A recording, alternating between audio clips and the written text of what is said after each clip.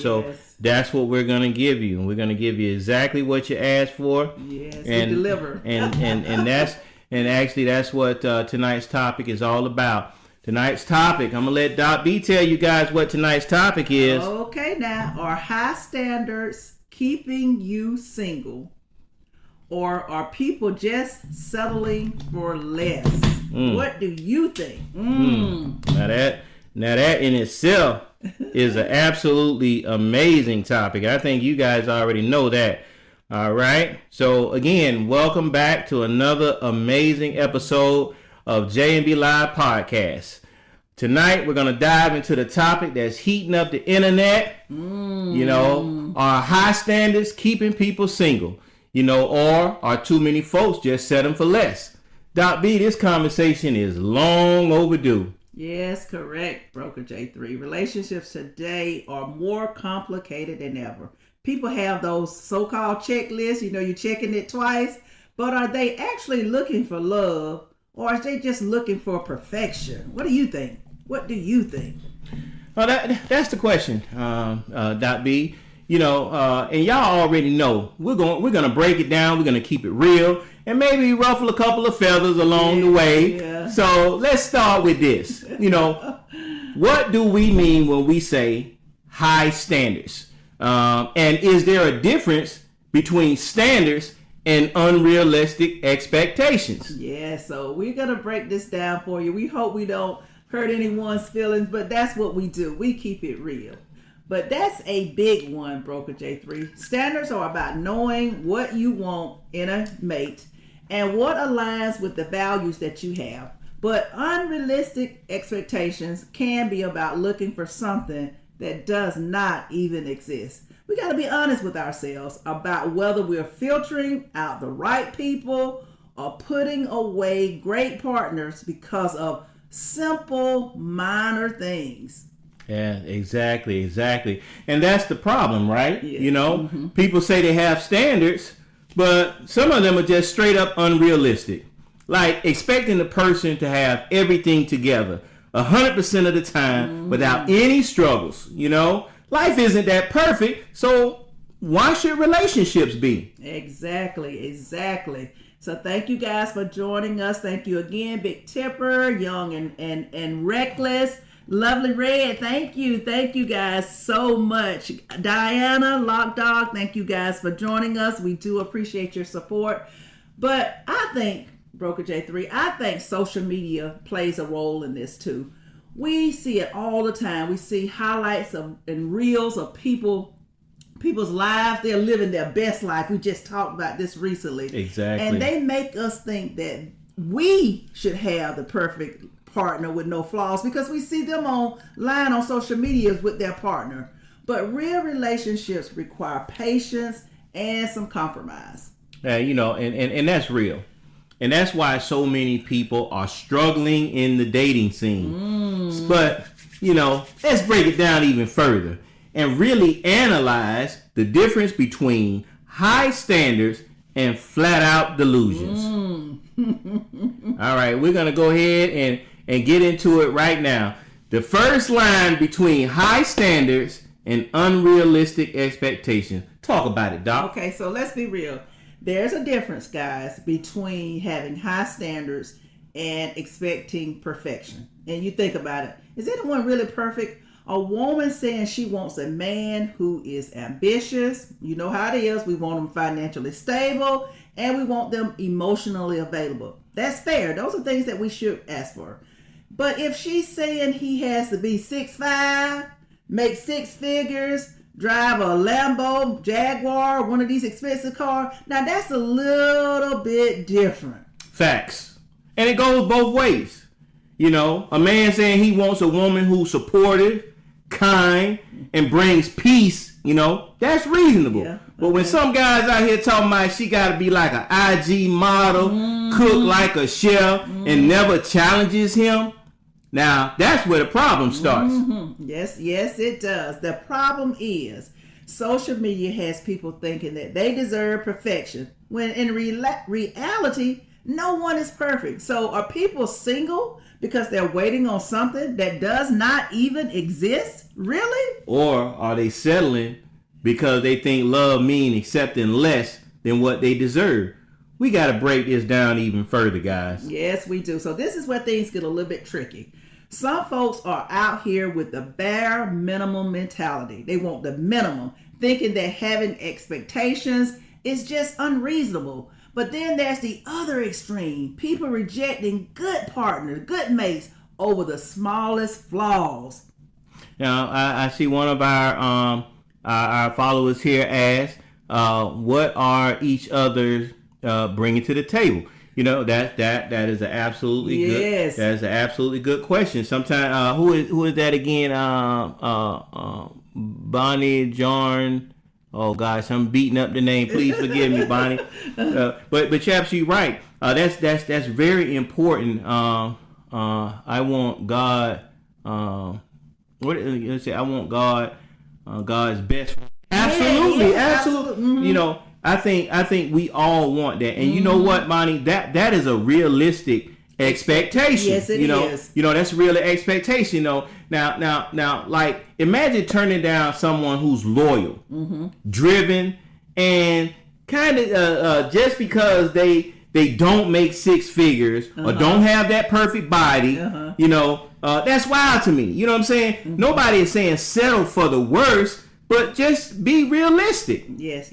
And the values, someone had that comment earlier. You want to look at the values and what that person brings to the table. You know that if you got your stuff together, you want that person to have it together as well. But things that are unreasonable, that's what we're talking about. Things that don't even exist. And we're talking about the fact that you see that often on social media. Some of that stuff does not even exist. People are showing you what they want you to see, and in reality, some of them are broke. Yeah, that was a couple episodes ago that we brought to you guys. Fake flexing. You guys should check out that episode when you get a chance. Yes. And Esther, thank you again. I saw that. I saw what you gave sometimes. I don't know if it was a rose or a bean, but thank you. And let's not forget, some people don't even meet their own expectations. So when you're asking that a man be godly, you got to be godly as well. So you want to make sure that you meet your own standards. You want a partner who's emotionally available, but guess what? Are you emotionally available? You want someone ambitious, but are you putting in the work yourself? I totally agree with you, Doc. Because I don't think that nobody should be out here asking for anything that they're not doing their own selves. I think that's something that they really should check themselves on. Okay, what we're gonna do right now, we're gonna give you guys a real live breakdown, a scenario of a real life situation. Now, this scenario that we're gonna give you guys is a career focused woman, and the average man. Now, the reason why we chose this one is because in today's society, which we spoke on a couple episodes before about, are women too independent or are men not stepping up to the plate?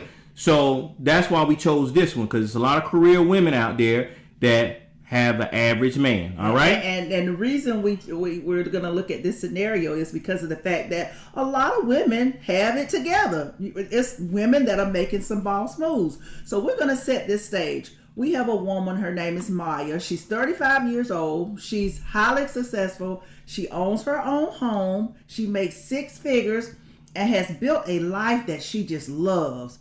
Then we have Eric. He's a 38-year-old middle school teacher. He's passionate about his work. He makes a modest salary and is a genuinely good man. They meet, they kick it, they vibe. But when it comes to commitment, Maya, she hesitates. She's not sure. Why do you think she's hesitating? Because she feels that Eric does not match her financially or socially. Now, see, this is a real issue today. I see you there. I see you're absolutely right. We are talking the truth. I appreciate you guys that love this. But see, that's a real issue, Doc B, because women like Maya, they have worked hard, to build up their career, and they want a partner that's on their level. Yeah. I get that. We all get that. But what does that really mean? If a man is loyal, and he's kind and he treats you well, does his income really matter that much?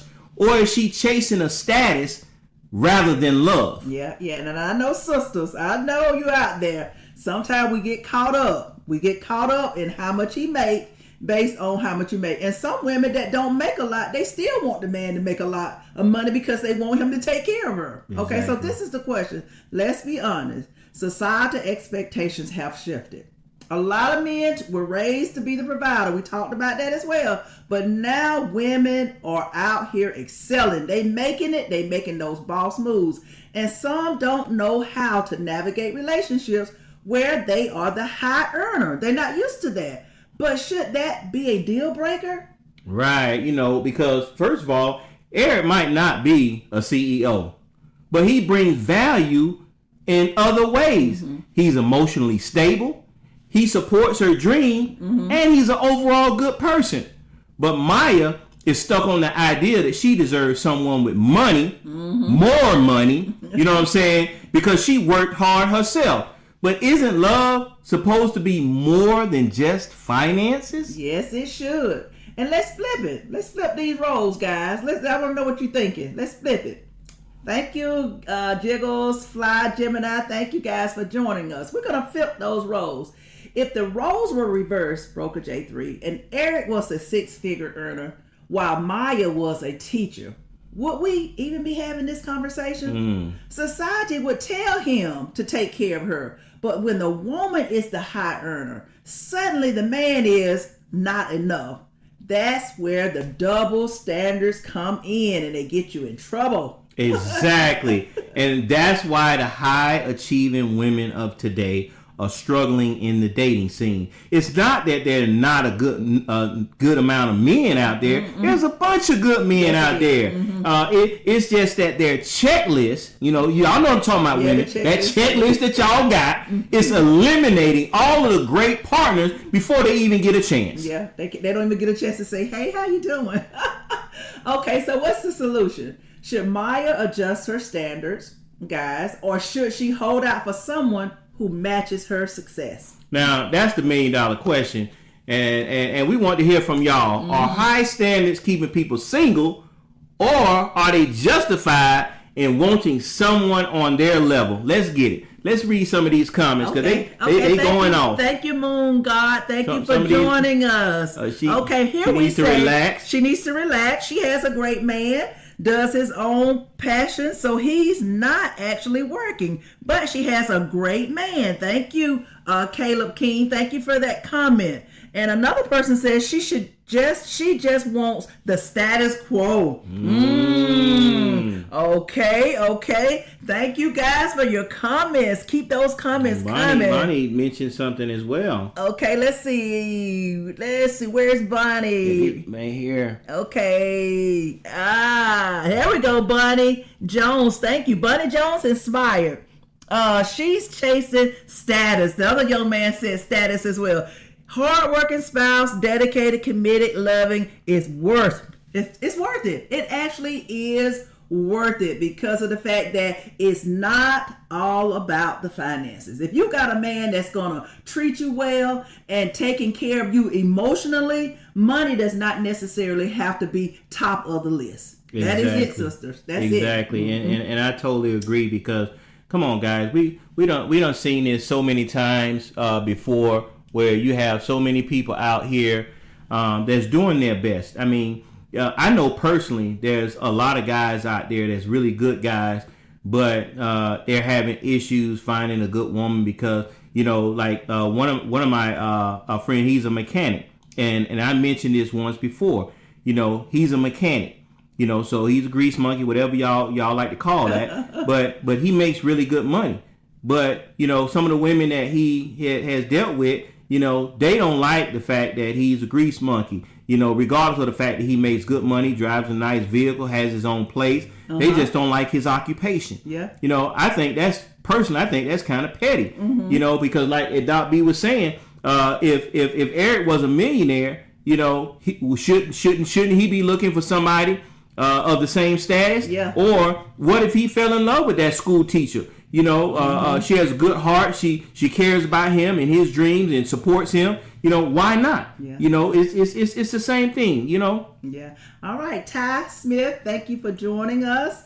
Let's see. I'm trying to give a shout out to some of those who have just come on to join us. We've got James Newell. Thank you for joining us. We appreciate it. Thank you guys for joining us. Now, what we're going to do is, I hate to say it, but we're going to bring this exciting topic down to a close. Caleb King said, "I agree, brother." I mean, he agrees with what you just said. It's like that sometimes. We done been there. You guys know we done been there before. Yes. Mm-hmm. All right, fam. As Doc B said, tonight's episode, short and sweet, but straight to the point. We definitely like you guys to continue to comment. Send us the messages, the DMs, and whatnot to us. Let us know that you appreciate these amazing episodes. Mm-hmm. We thank all of you that's been very interactive tonight. You for your support. It's real good. Yes. And we thank you for that. Now, all right, fam. You know what I'm saying? This has been another real unfiltered episode. Yes, we keep it real. And at the end of the day, we just have to ask ourselves: Are we setting high standards to find true love, or are we focused on perfection that we miss out on real connections? It's okay. It's really okay to want better for yourself. Absolutely. But don't let unrealistic expectations keep you from finding somebody or being single forever. Life is about growth. Yes, it is. Understanding and learning to appreciate what truly matters in a partner. If you want something real, you got to be willing to meet someone halfway or build together. And before we go, let's take a moment to acknowledge that we're closing. It's the end of Black History Month.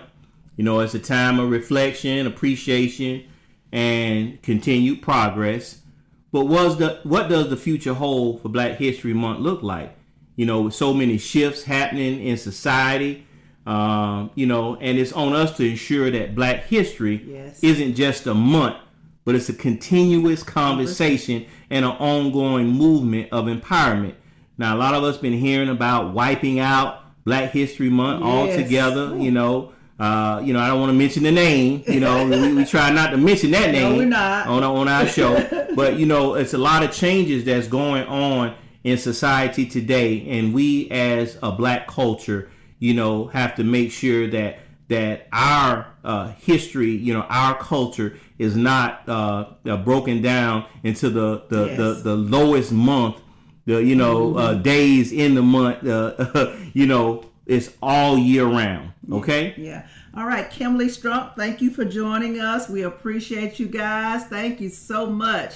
Now, I'm going to continue on with what we've been talking about as far as Black History Month. We're speaking about movement.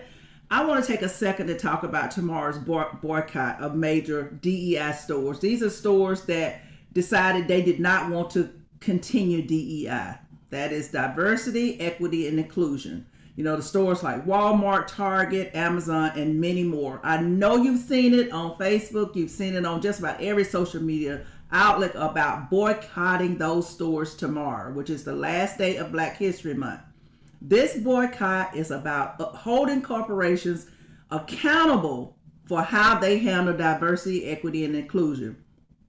Many feel that these companies have used the DEI initiative as performative measure without real lasting impact. In other words, they feel like they don't have to continue it. The goal of the boycott is to send a clear message to all of them.